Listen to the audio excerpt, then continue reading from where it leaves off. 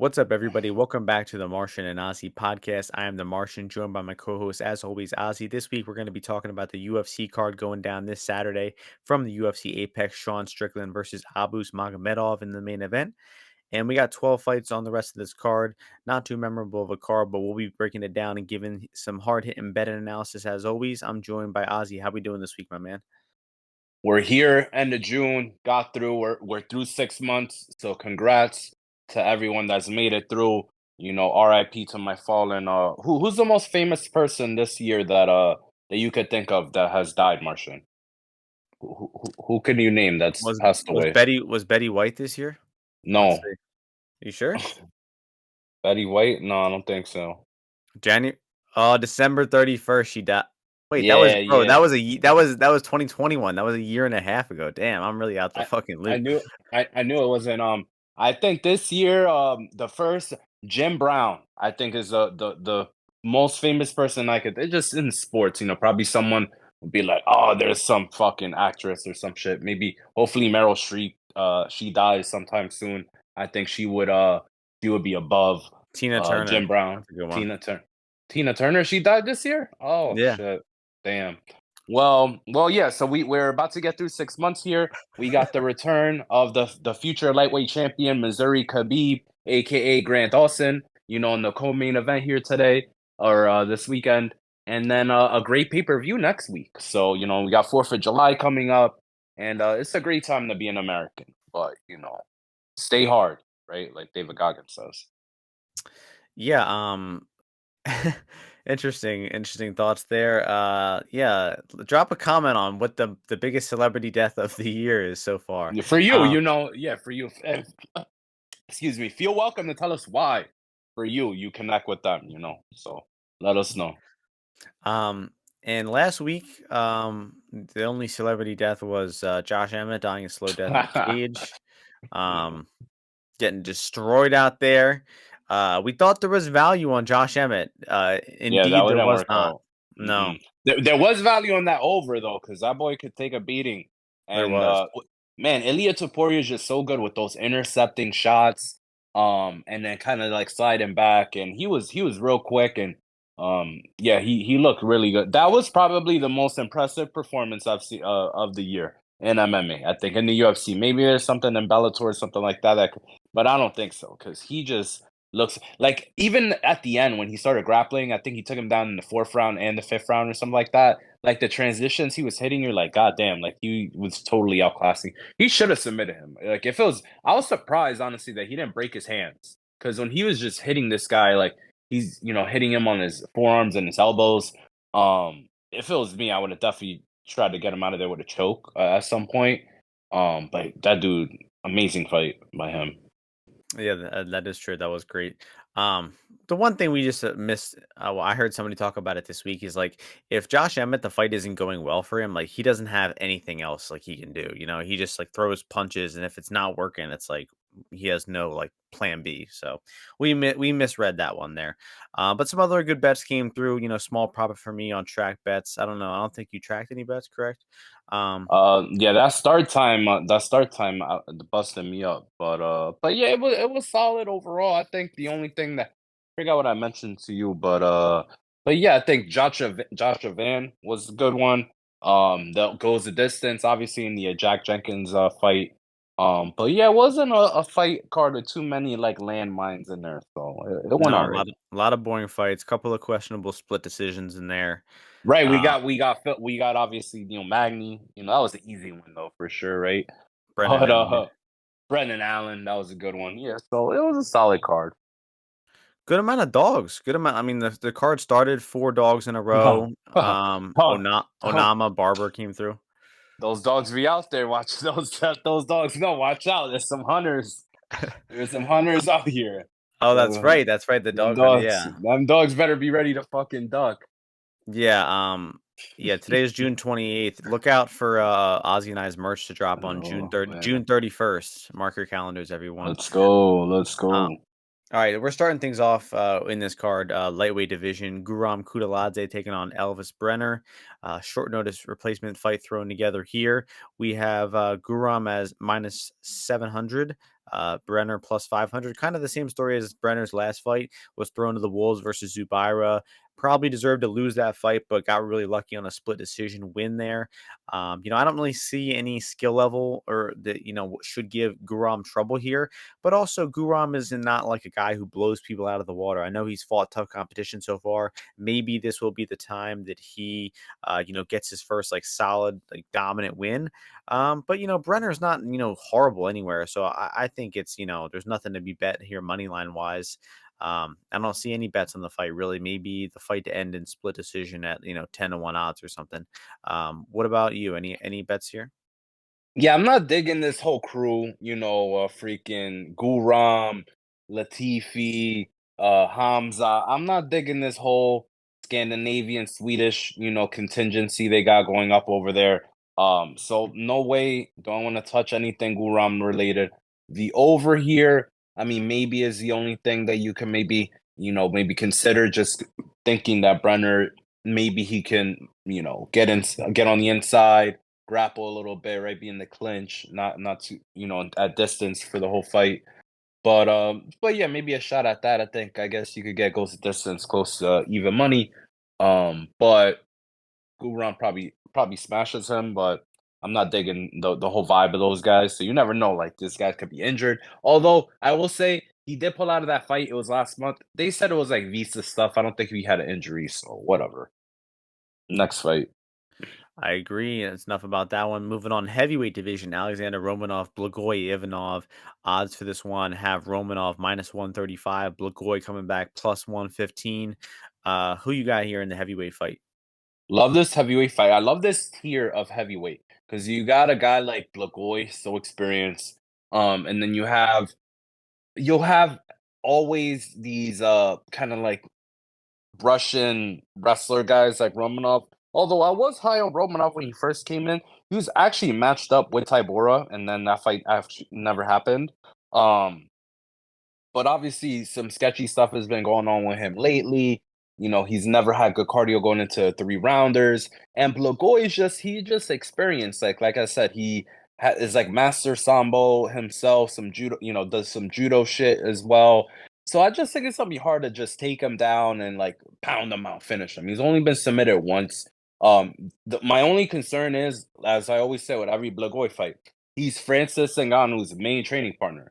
So he's taking a lot of shots, right? So, but we know that Romanov has got pillow for hands. You saw those little, taps that he was giving what's his name? Tybura. It looked like he was trying to, beat him off, instead of beat him up. But he's got no fucking power. So that being said, I kind of makes me lean to Blagoy because I think it's gonna be a longer fight. Blagoy is more experienced in there. He's got decent hands. He knows how to fight in the clinch. But I mean, he could get dog walk also. Maybe in the wrestling. But I'll roll with Blagoy. He's also you don't know with Romanov how much he weighs, so I would be interested to see him at weigh-ins. Maybe before locking in the bet. But yeah. No, oh, he's fat again. I forgot. Oh, you got to look into it. So I'll Yeah. go with Blagoy. Good point about the weigh-ins there. I think you really do have to wait to see because Romanov, I mean, he's always been kind of a gasser, kind of slows down as the fight goes, but never as bad as his last fight versus Volkov. I mean, he gained 15, 20 pounds before that fight, looked super fat, fought terribly, gassed out and got finished right away. I mean, all-time bad performance from Romanov there. Maybe he's kind of, done with MMA, and that was a performance that kind of showed it. I'm not quite ready to write him off quite yet, but I do think I'm looking at the Blagoy side here because uh, he's the underdog, and I just think that the only way Romanov's going to look the favorite is if he gets takedowns in the first round. If he doesn't get a takedown in the first round, I mean, I think he's pretty fucked in this fight, to be honest. I mean, he's the worst striker. He has the worst cardio. He's less experienced, and he just kind of collapses if he can't get the fight to the floor. His whole game is stand at distance, throw a big left kick, shoot his takedown. And if that doesn't work, he usually gasses out and kind of wilts and quits in there. So if you're looking at the over here, over 1.5 is minus 200. They think this fight is 67% likely to see the second half of the fight.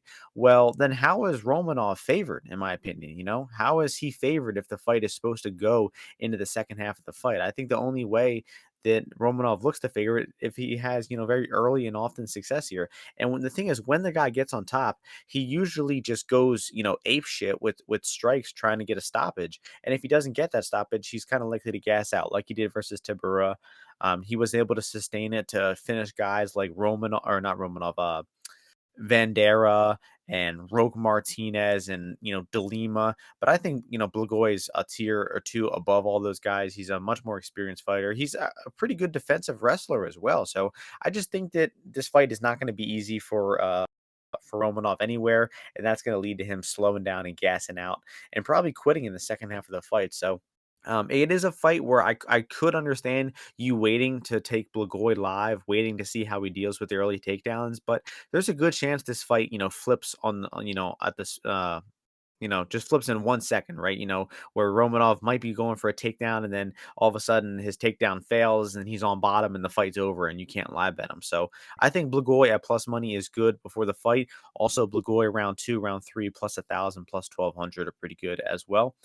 Enough about that one. We're going to move on to featherweight division next. Joe Anderson Brito taking on Weston Wilson. Odds for this one: Brito massive favorite, minus 1,400. Wilson plus 800. So obviously squash match here. Wilson, low tier fighter, been finished a lot of times. Probably doesn't even deserve to be in the UFC. And this guy is just like a karate wannabe fighter. He tries to do this karate. It's pretty bad. He's a bad grappler. I honestly think Brito is better than him everywhere, has a good chance to hurt him and knock him out on the feet. But I do like the sub in this fight. I bet it last night at plus 175.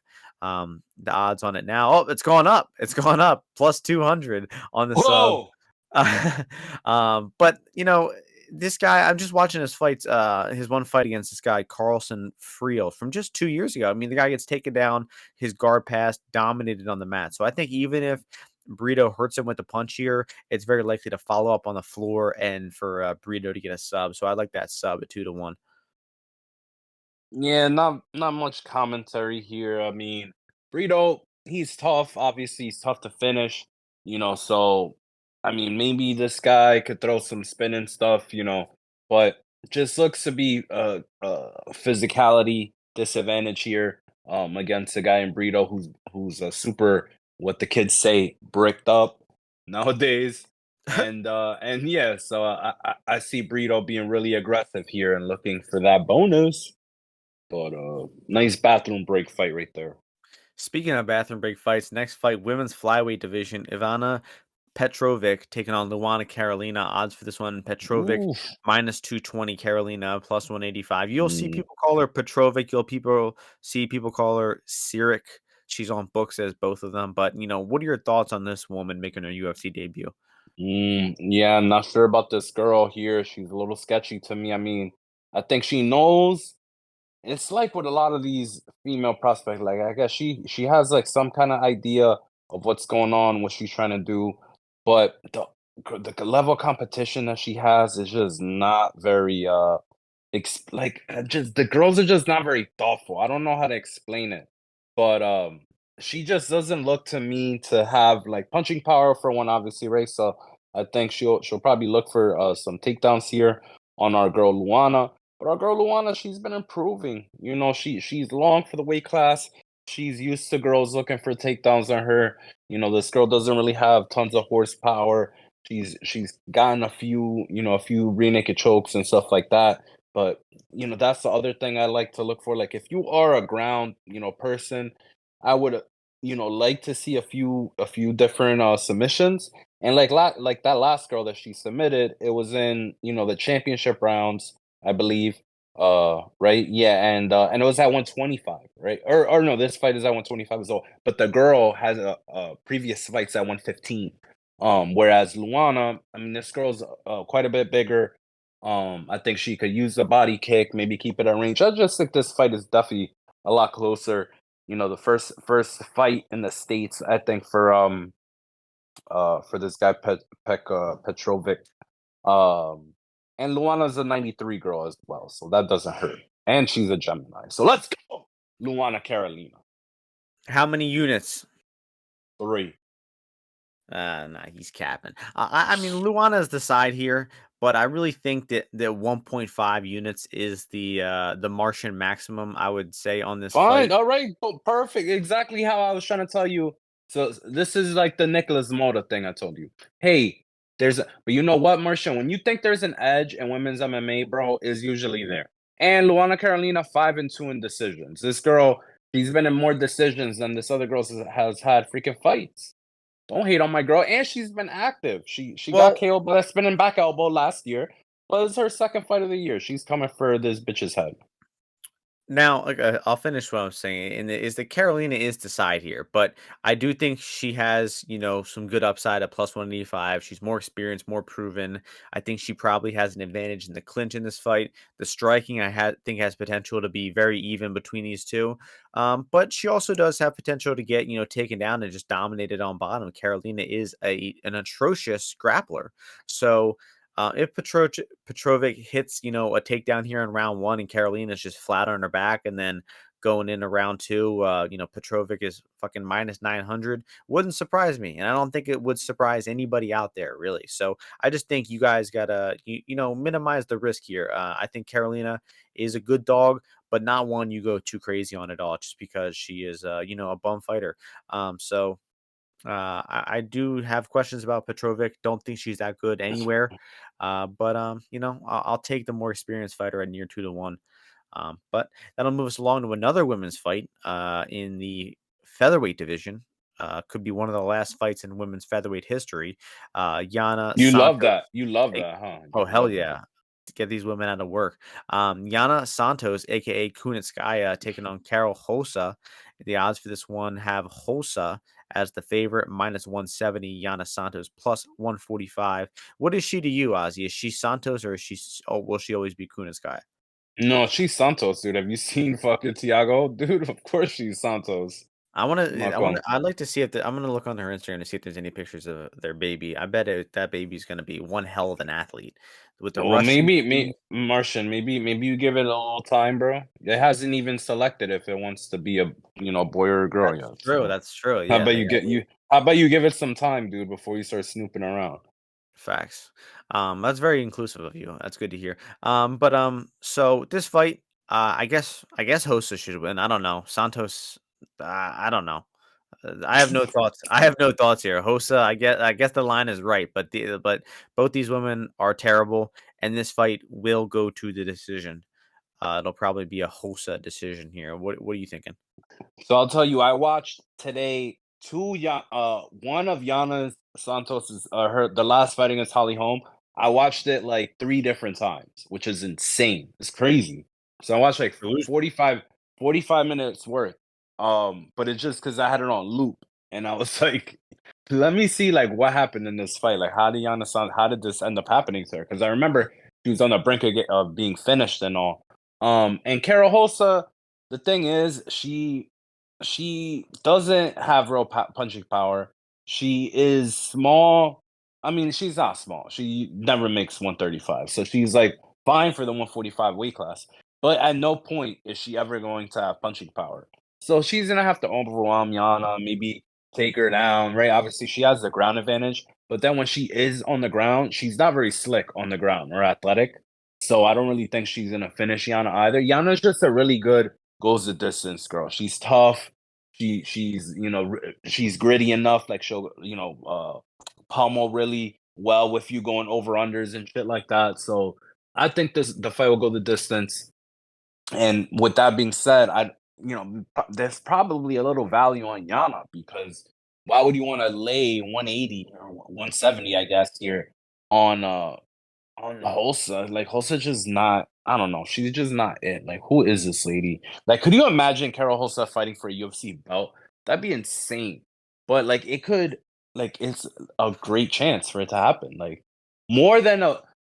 If I Mm, told you plus great. 400, I give you plus 400 that Carol Hulsa fights for a UFC title in her career. Like, No, what do you think? You I'm wouldn't taking take the that? no. I'm taking the no on that. You Well, but so what would you need? Like plus like 800? Yeah, sure. Eat. Okay, whatever. I'll take her. I'll pick her in the fight. Yeah, I mean, I guess the odds for this one had to end by split are plus 230, about as low as you'll ever Plus two see. thirty. Wow.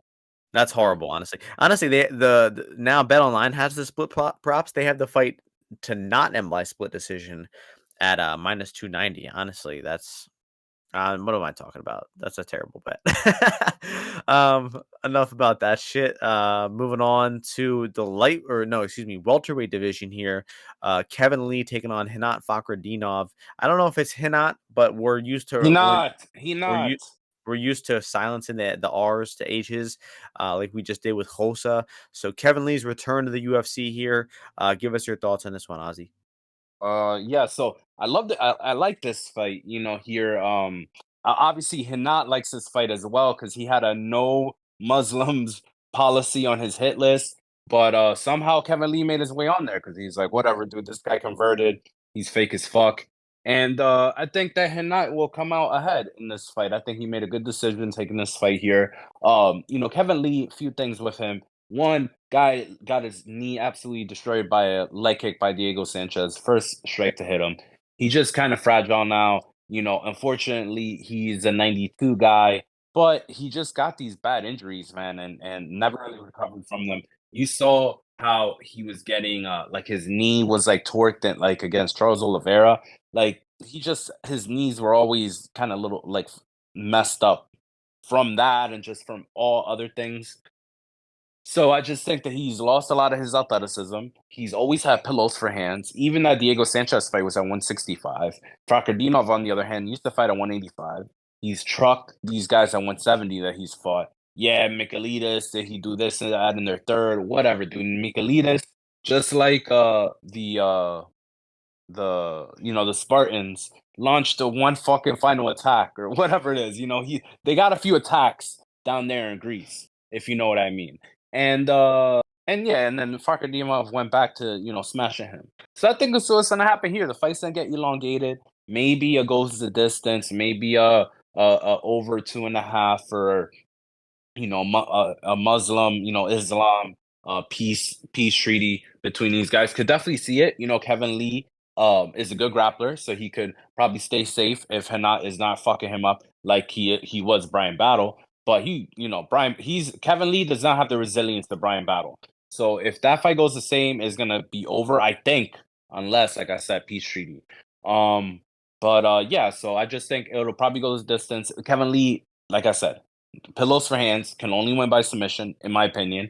And Hanat has never been knocked out. He's only, he lost like once by submission. I think it was like a submission he lost. I don't know. He's never been knocked out though. So yeah, I got Hanat minus 186. Let's go. Yeah, I agree with pretty much everything there. I think Hinat will take this one very, very likely by decision as well. Kevin Lee, that last fight against Diego Sanchez was just pathetic, honestly. I mean, he almost lost that fight. Like, I know it was unanimous decision. He might have won all three rounds technically, but like all three rounds were like actually competitive and close. Which if you're doing that versus Diego Sanchez in the year 2022, something's wrong. Um, and Kevin Lee has only got signed to the UFC again because his brother Keith Lee is a very popular food reviewer and critic on TikTok. And the UFC is trying to, I don't even know, they're trying to maneuver their way to Keith somehow. And they got to get through Kevin first. Shut the But fuck Kevin up. this week, Shut up. Shut up. Kevin this week was talking shit on the UFC Apex. He was like, "What the fuck are we doing here? The pandemic's over. Why are we still fighting in this empty ass arena?" So I thought that was pretty cool. But Renat, just very, very risk adverse style. This guy's looking to get his takedowns. He's looking to get the fight to the floor. He's looking to win in a very risk adverse fashion. I like to see it. Our boy Scrap compared him to Narulo Aliyev, the lightweight from Tajikistan. Same style, and he's right. Just get all you got to do is get 3 takedowns a fight, and you win the fight because you keep that takedown. Renat's very good at keeping guys down after he gets them down. I could see it being initially difficult to get Lee down, but the fact that Lee's going to be undersized here, he's a gasser, always slows down in his fights, coming off a pretty long layoff, and just looking uninspired against Diego Sanchez. He's got some lingering knee issues. I don't know, man. I get the feeling that Kevin Lee is kind of 1 foot out the door here, and Renat is just beginning his ascension. So this one should be a Renat decision. And honestly, yeah, his money line is good. Like Ozzy said, anything under 235, I think is good on Renat. So that'll take us to the main card here. Middleweight division. Interesting one we got here. Nursultan Ruziboev taking on Bruno Ferreira. Um, I don't even Rolls know off what the tongue. yeah. I don't know. I'm calling him NR, honestly. I think that's a good abbreviation. Taking on Bruno. Odds for this one. Bruno favored. I believe he is up to minus 210. Let me pull this shit up. Minus 220. NR coming back plus 185. What are your thoughts here on NR making his UFC debut on short notice? How do you say his last name again? I don't know. I'm speculating here, but I would say Ruzaboyev. All right, so Philly Ruse. We got Philly Ruse because he trains at Hanzo Racy Philly against this guy Bruno. You know, Bruno, he's a little fire hydrant. We've seen this kind of fighter before, tons of times. He's almost like what's her Nunez, what Jazane? Well, Yeah, that's a good I don't one. know. He's kind of like her, but he obviously knows how to grapple. He's a mixed martial artist. But this guy's got a powerful left hand. Obviously, RoboCop and Martian and I all felt it when he connected on his chin. And but from since then, I think he's been training mostly in Florida. Don't quote me on that, but I have seen some footage of this guy training with what's this guy's name what's the Bruno that just got knocked out or choked Silva? out by, yes, Bruno Silva, and a few other guys. Phil Rowe, I think, was in there with him. He was looking good, working these takedowns. So he's really good at throwing these left hands, getting like scooping up a takedown, stuff like that. Kind of, reminds me a little bit of Rebecca as well, who just fought also. So I just think this other dude, he just lets you get in on two good positions often. He is dangerous. I think my boy Philly, the Philly guy, and our Philly, but I just think that he's gonna put himself in some bad positions, be on the back foot at some point. So I think he's like round one or bust. Honestly, I think he could maybe scoop up a submission. Maybe if he gets a takedown or gets a back clinch, takes it back, something like that. But I honestly even doubt that because this guy's jiu-jitsu, I think, is pretty good, Bruno. So I got Bruno minus 180, a little bit at minus 185, and yeah, I'm rolling with him. Yeah, that's a good price. I mean, it's been getting steam the past few days. I was kind of hoping that maybe after the weigh-ins, people would see, NR being 6 inches taller, and maybe there would be some steam on him. But I don't think it's coming back at this point, so the price is probably gone. And yeah, just rewatching Bruno's fights. This guy is a lot better than I gave him credit for. That RoboCop fight. I mean, rewatching it. I mean, he was in that fight the entire time. And before catching the chin, it wasn't anything, too out of the blue. But this guy just has a good idea how to, use his shorter stature to, get inside on guys. He's used to being the smaller guy at middleweight. He knows how to get inside, with his punches. You saw it with RoboCop. He missed that one punch and then he just, flowed right in He the threw range. the other punch. He threw the other punch. Exactly. He threw one hand Yes. and then he threw the other hand. That's sweet Boom. sweet science. Um, Ping pong. but honestly, Bruno's like can hit takedowns too. And this guy NR, like he goes down instantly from any takedown attempt. His takedown He defense really is really does. bad. And then also, guys, watching their fights, something I'm gonna tell you, an exact sequence is gonna happen. If this fight hits the floor, Bruno will mount Ruziboev, right? He will mount him. And then Ruziboev does this thing where he actually like gives guys like a mounted triangle because he knows that if he bucks over and he puts his one of his arms underneath their leg, they will go for the mounted triangle. And then he uses the momentum and then he Slides out under him. backs Yeah. him or slams him on the ground. He slammed this one guy Oh in yeah. Brave and just completely bodied this guy. But and then I was rewatching one of Bruno's fights, and the exact sequence happens where he's in mount, and this guy puts his arm under the leg, and he rolls for the mounted triangle. It's gonna fucking happen, guys. So look out for that. If Bruno's in mount, just know that he will be reversed, and he might even get slammed on the back of his head at one point if he goes for that triangle. So I think NR has pretty big fraud vibes. I mean, a lot of his wins are really weird fights, and I really don't have a super sound idea of the guy. He could be better than I'm anticipating, but the guy doesn't look very good at anything MMA related, in my opinion. So I got to go Bruno here. Bruno also he's good at judo. He's like a judo black belt. He's Really, good. Some shit like that. Yeah. And Ruziboev, he used to fight at 170. he Only did, good thing he's got going for him is he's a 93 guy. and training in Philadelphia. Um, Exactly. Yeah. but yeah, he's in trouble this weekend. I like that the Brazilian fire hydrant. I think we should Yes. trademark that shit. I'm down. Yeah, I'm down for that.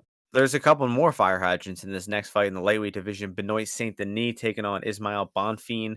Bonfim, massive favorite and no sign of slowing down. Minus 335 on Bonfim. Saint Denis plus 275 here. My turn to start this one off. So both these guys are good, in my opinion. Both really quality fighters. Bonfim, great debut in his last fight. Nasty knockout, was winning that fight up until that point pretty decisively. But in my opinion, we got to contextualize that fight, and you got to think, do you rate Terrence McKinney higher or lower than the rest of the market? In my opinion, is definitely lower. And there will be an investment opportunity coming up with that in just a few weeks here. But Terrence McKinney is just not a good fighter, in my opinion. This guy's a round one finish or bust fighter. He either throws a head kick at you and finishes you in round one, or he doesn't really know how to fight, honestly. So, I rate that win lower than the market, and I just think that Bonfim is definitely getting overrated here based on that win. It was an incredible knockout, flying knee knockout, probably one of the best of the year so far. But I think that's why he's getting a little overvalued here versus Saint Denis. I mean, Saint Denis is tough. He's not a bad striker, and he's a really good grappler. And this guy has really good pace. He's got cardio for days. We saw him be very durable in that fight versus Zaleski. That was at 170. We don't know if that durability is going to hold down here at 155. But just the resilience that he showed in that fight, I feel like this guy's going to be tough. So you're getting a guy who has durability, cardio, and I think is a well above average grappler and a decent striker to go along with it. I just don't see how he's near a 3-1 underdog here. I think this line is off by a good amount. I already have a bet on Saint Denis, but I'm going to be forced to add on it because the line just keeps going up. So, I just think that this line is getting out of hand. I think Bonfim maybe 2-1 favorite would be okay. But this where it's at, past 75%, man, this is getting crazy. You think Saint Denis is getting undervalued here as well, or what? France's finest, the pride of France, James Bond incarnated, Benoit Saint Denis, for sure is being a bit disrespected here. Like I said, southpaw striker here, which I really haven't seen Bonfim go against too many. And I will say, Bonfim, I did like what he did against Terrence McKinney, regardless of, whatever, who the other person was. I just, enjoyed seeing, the intercepting shots similar to what Ilia Topuria had going on. The big strikes, right? Throwing these flying knees. And he just had his timing, really well. But I think with a guy like Saint Denis, who he himself uses feints pretty good, can mix it up, right? Can go for takedowns, or if he just wants to box, I guess he could do that as well. I probably wouldn't recommend it. Um, but yeah, I mean, I think when he goes to the ground, he does a good job of, tying up the legs, and he gets to really good positions there. And Bonfim doesn't really look like a offensive grappler from the bottom or advantageous positions. So I think Bonfim or Saint Denis definitely has the advantage there. So this could definitely be a close fight overall. Obviously, we saw that the guy's durable, Saint Denis. So I mean, he checks off a lot of boxes on why you would want to take him. And obviously, Bonfim probably having a brother who whipped as well is giving him even more, air to his sails. So we can start off with the fade Bonfim. train now and see where it gets us. So, not a bad candidate in Saint Denis. And you kind of have to subtract a little bit from, his last fight was in Brazil. He definitely got probably an advantage from that. So this Apex and maybe the cold train killer in Benoit Saint Denis, it could be his night on Saturday. Like to hear it. We're on the same page there. That's going to move us along to the next fight. Another women's fight, the last one, luckily, in the women's flyweight division, Ariana Lipski versus Melissa Gatto. Two fine Brazilian women here squaring up. You see, why And couldn't you just have said that instead of all that other shit you said gotta be right before? negative, bro. Gotta be negative. I love Man, some good pessimism, and just man. criticism. Love it. Minus 231, Gatto plus 196, Lipski. Which Brazilian woman will win a split decision here, Ozzy? These are two women that I've heavily supported in the past. Both have burned me, obviously. Both there we've had happy moments, we've had sad moments, right? But that's the game that we play, right? That is the game that we play. Someone put that on the t-shirt. See the kind of graphic that ChatGPT will give you for that. But yeah, I just like Gatto. Gatto overall, right? She's shown her striking. She's shown that she goes for takedowns. She just, I mean, it was driving me crazy that Tracy Cortez fight, but I just knew her struggle as a grappler myself.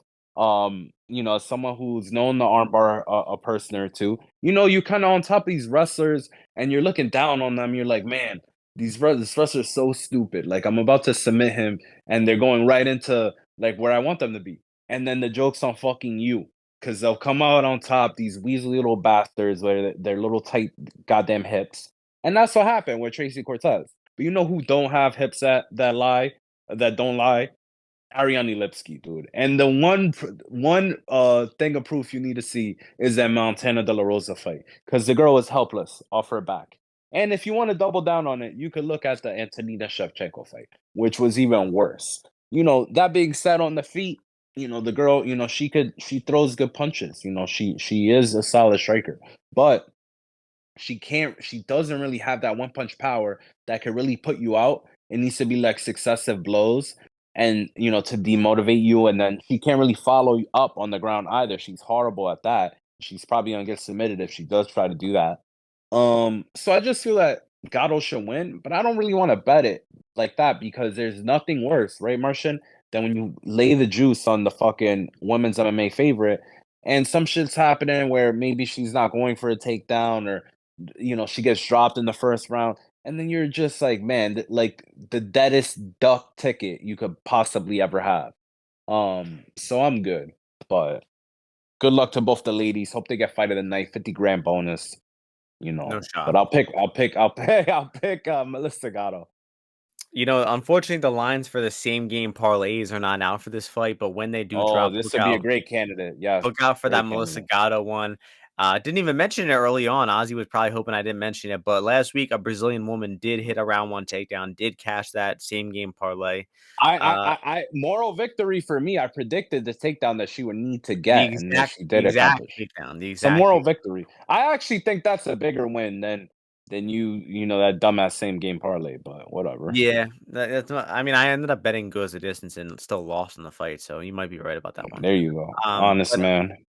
but you know, so the thing about Gatto's grappling style is that her takedowns are okay, but she's very back take oriented, and she also does kind of slip off the back from time to time as well. And then once she's on bottom herself, she just goes for arm bars and goes for submissions, and she lays on her back for long, long periods of time. So She got a butterfly guard. You didn't see, yeah, you probably didn't see that butterfly. No, she got a bag. yeah, she Don't swept. She underestimate. swept. I Don't remember she swept underestimate. Sajara with a nice butterfly sweep. Um, Sajara's the world champion. And it wasn't Sajara. I think it was someone else, but no, I think it was. Um, maybe. Anyway, let's see here. So Gatto, I do. She is the better grappler here. Lipski is a terrible grappler. Ozzy brought up a lot of good points about how bad of a grappler Lipski is, and she is bad enough of a grappler that you're at the point where it's like any woman who's likely to attempt a takedown on her, you're probably going to want to stay away from Lipski, and that's probably true. She is 2-1. I do think you cannot lay juice on Gatto. I wouldn't lay like minus 150 or more, honestly. So if you're feeling risky, I guess there is value on Lipski. I think distance wise, it Mhm. should be competitive, probably even in favor of Lipski. And then even if Gatto is getting her ideal fight, say she gets a takedown, say she gets a back take, there's a possibility she slips off that back take and just ends the round on her back for the rest of the round. So she's nowhere near reliable enough of a grappler like a woman like Cortez or not Cortez, De La Rosa, like Ozzy mentioned. Amanda Hebos. Yeah, I mean, even Antonina Shevchenko. I mean, I remember betting Shevchenko in that fight against Lipski. But I don't know, man. Gatto could do a whole bunch of foolery in this fight, and I Sounds don't like want. you trust a lot of women. Wow, you trust Antonina Shevchenko. Wow, I didn't. At the time, I did. That was before I Crazy. was reformed and didn't lay juice on women's MMA fights. But yeah, that's enough about that one. I would say dog or pass, but gross fight. Maybe Lipski live bet. On to the next one, welterweight division banger of a fight here. This fight is gonna be fireworks. With the way these guys match up, just hard to see it not being fun. Max Griffin taking on Michael Morales, the undefeated young prospect. Morales getting another good step up in competition here. Morales minus 250, Griffin plus 210. Um, man, I like Max Griffin a lot. Historically been betting on him a lot. I just think the guy's kind of underrated. He's not a very flashy guy, but he's pretty consistent, man. I mean, he's getting up there in age. He is 37 now, but the guy has always been, a pretty hard hitter. He's got a lot of knockdowns. I think he's had a knockdown in 8 straight fights. He's got decent takedowns. He's got decent cardio as well. So I just think the guy has been pretty underrated throughout most of his career. I would imagine that if you bet 1 unit on him in every fight, you would be up a good amount. So I just think that he's the side here 2-1 again. Just looking at Michael Morales' career, I mean, even his last fight, I mean, he was fighting Adam Fugit, and that fight was close, man. I mean, it was 1-1 on majority scorecards heading into round three.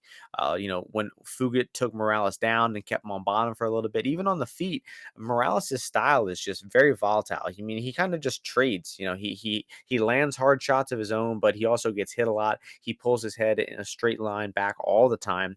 And I think that Max Griffin is going to be live to either hit him with some hard punches in the feet here or hit his own takedowns and have some wrestling upside here. So I just think I got to Max go with Max. Griffin is not gonna take this guy down.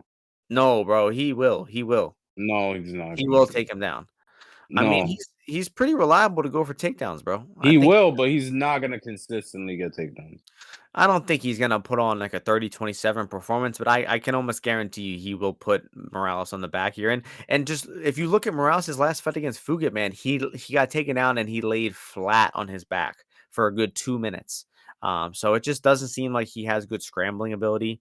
Doesn't seem like he's used to being put on his back. And if Griffin puts him there, it could be the round. And I honestly think Griffin's live to hurt him with a punch here, the way Morales pulls his head straight back. So I got Max Griffin here, easy bet, easy click, plus 200 for a unit minimum. Might even be more than that. What are you thinking here? I got this fight to go the distance, go over, go to the judges. Max Griffin, what's gonna happen is he's gonna be circling around, throwing leg kicks. Morales is gonna be chucking haymakers and probably not finding him. Probably gonna be a close, end up being a close fight because he's not able to land effectively on Max Griffin. Max Griffin's able to go to the clinch, and I just feel is very likely to go over. Max Griffin is also tough. Like, even if he is a guy that gets dropped, like it's gonna be a hard guy to finish. And then I think kind of same thing for Michael Morales, but obviously you don't really know the guy's like 22 or whatever, 23. But that's a 24, excuse me. So that is yeah, that's what I think is. And he's got like a long reach. I just see the fight either being far out or in close. So Freshly 24, just turned a couple weeks ago. Crazy to how think many that weeks? we're How many weeks ago? like 4 days ago. Um, Crazy to think that we are the same age. And just look at the different places we are in life. I mean, how much more successful I am than him. Um, Yeah. If only you uh, were Latino, bro, you'd be way further ahead. you fuck with the Ecuadorians, don't you? You got. Martian, wow. Damn. It's Michael Morales for sure. Because that day on Saturday is the Ecuadorians' day. I'm with them. Yep. Why? Oh, you are? You're gonna be with them? Yeah, so yeah, guys for sure. Yeah, The save guys, Morales' decision. the inside joke here is that we were so confident, Ozzy especially, so confident in Dom Cruz over Marlon Vera, and the night of the fight, Ozzy messages us. He goes, "I shit you guys not. I am hanging out with Ecuadorians tonight." Yo, And man, these motherfuckers. sure enough, Vera punts his head off into the crowd. But off a sour note onto a positive note, we got Grant Dawson co-main event time taking on Damir Ismagulov, lightweight division. Hell of a matchup here. The line is now a pick'em. Grant Dawson was an underdog for the past couple weeks. He's now a pick'em, being steamed in the market. The market loves Grant Dawson. The market is finally catching on. Ozzy, give us your expert analysis on this fight. The market could try their hardest, but the market does not love Grant Dawson. Like I love Grant Dawson, Maybe and I've been riding the bull since. I remember you were like, "Dude, why do you even like this guy? He's so mid. He's the worst." he's And gotten better. obviously, Martian, you just behind, bro. You not a forward. You can't see forward, bro. You could barely see your hand, right in front of your fucking face. But because you're just a immediate, a feedback kind of guy. But Grant Dawson, he's shown you the guy when people lock up with him, he's gorilla strong. Don't ask me how. Don't know. Being from Nebraska, I guess. He's got great takedowns, right? Better takedowns than people will give him credit for. But he's got some good entries to him. But he's also super crafty with getting to your back. And it's something that we've seen in submission grappling, right? In just the no-gi side of things. Some of these guys that they're just crazy back takers. Like you can't keep them. They just the way that they angle their bodies.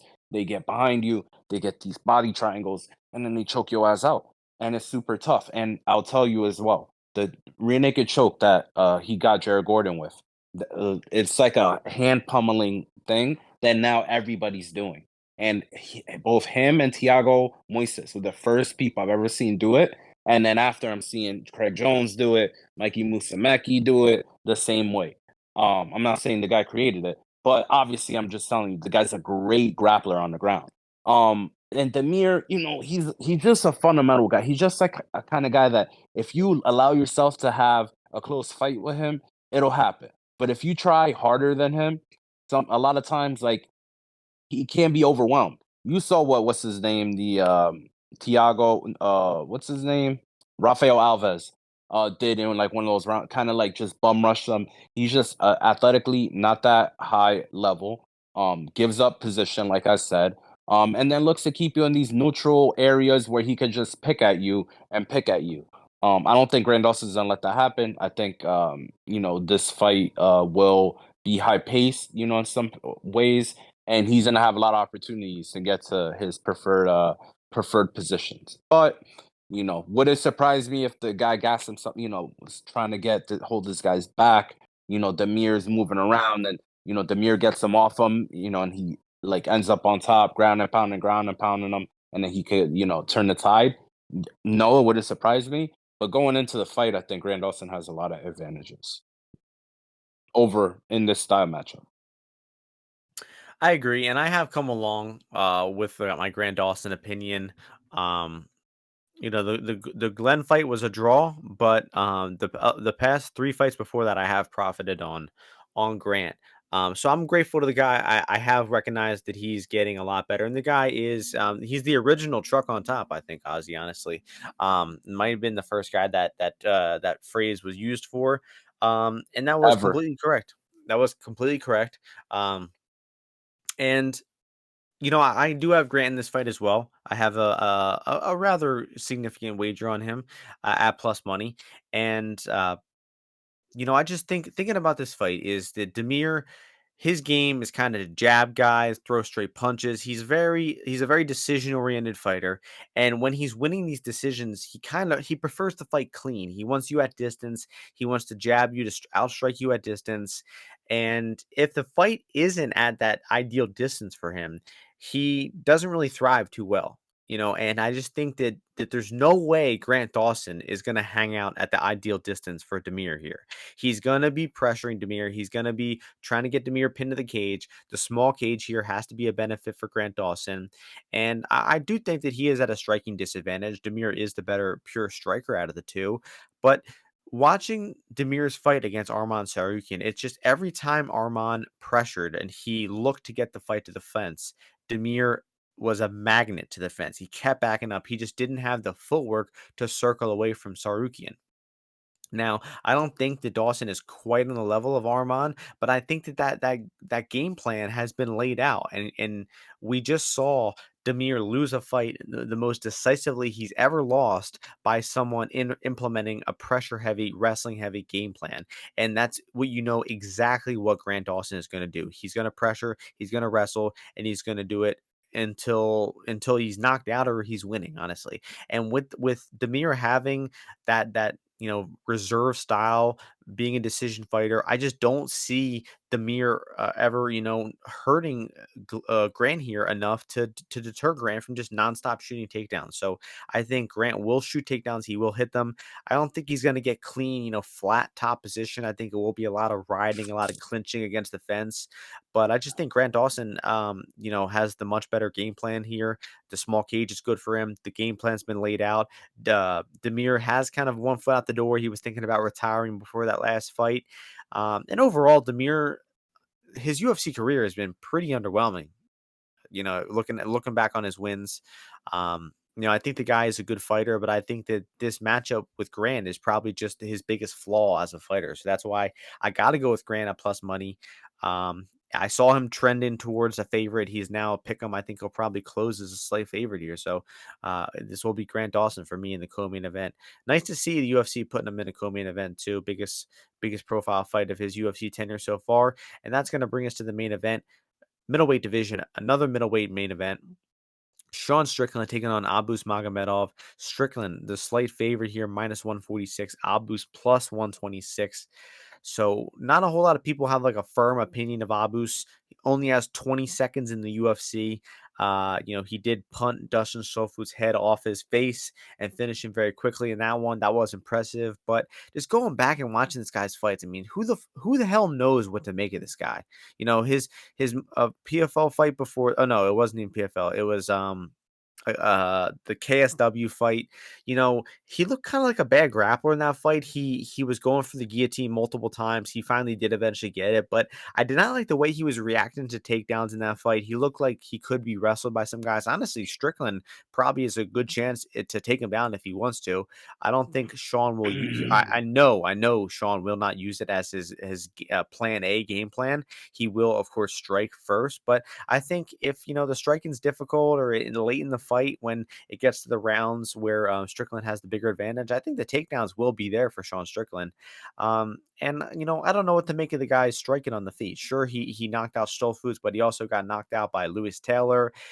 He was struggling on the feet versus Sai in PFL and needed takedowns to win that fight. So I just don't think the guy has beaten anybody remotely good enough to be this price versus Sean Strickland. Sean Strickland's a proven 5-round fighter. He will have a pretty defined advantage in the third, fourth, and fifth round here. And if Abus doesn't finish Sean in the first and second round, I think Sean's just going to absolutely run away with it in these later rounds. So I think Sean money line is good enough.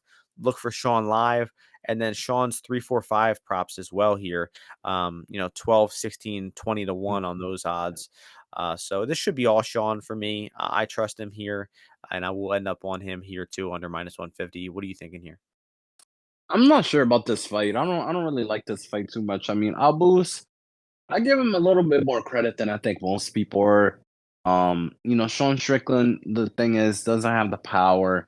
Abus, this is the thing. Like your theory, you remember your theory on, first time main event, whatever, blah blah blah.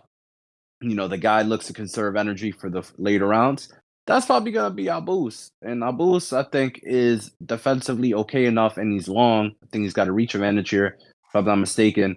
That maybe he kind of zigs and people think he's zagging. They think, oh, he's just gonna come out, look to knock, Strickland's head off his shoulders, or maybe he's just being a little bit more timid overall. So that probably leans more towards Sean Strickland winning anyway. But I just think the fight's probably gonna go over 3.5 at minus 150. Decent. I don't think it's a great price, but I would lean Nah. towards that. I would lean towards that direction. But maybe Sean Strickland is active and tries to, but he's gonna need. I just think he needs to use grappling to wear the guy out for him to be able to finish him in the first 3 rounds. And then, I mean, he could get finished himself, but I just don't think that Abus is gonna blow his wad, looking for a finish here. So, but I think this will be a high level mixed martial arts display by both the guys. But it's hard for me to really pick a guy on the value side, like quote unquote value. Um, I'd probably lean with the guy. Obviously, he's got the 5 round experience in Strickland, but I'm not. I'm definitely not going to bet this one because I think it's probably gonna be close. So you could get a live price My th on my Sean. thesis on the 5 round doesn't apply here. I missed it big time last week with Emmett and Topuria that I really should have been all over that one. That was pretty pathetic to miss that one, but I don't think it applies here just because, I just think there's the cliff for Magomedov here, I Mm, think could be steep and, could be early. And, like, what does that if mean? like, I think that he can fall off a cliff here if the There, fight isn't going his way after a there are round or no cliffs in the octagon, dude. no, there is. And also if you're talking if over 3.5, if this fight goes 17.5 minutes, don't you Hmm. think that Strickland is gonna be like a pretty significant favorite at that point? Maybe. You better off just if you think it goes over, I think you should be on Strickland money line, honestly. I don't like the overs here.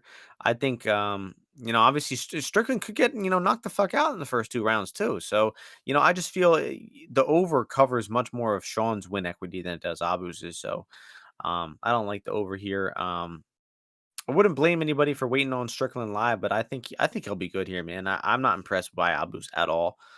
Um, but that's enough about this one. Clocking in right under an hour, 57 minutes or so, give or take. Um, we'll be back before International Fight Week card next week. Rodriguez versus Alexander Volkanovski. Cannot wait for that one. Pantoja Moreno trilogy should be a really good card. And yeah, thank you all for listening to this podcast. Hope you all enjoy the fights and win some bets this weekend. We'll see you all before the next UFC card next week. Peace out, everyone.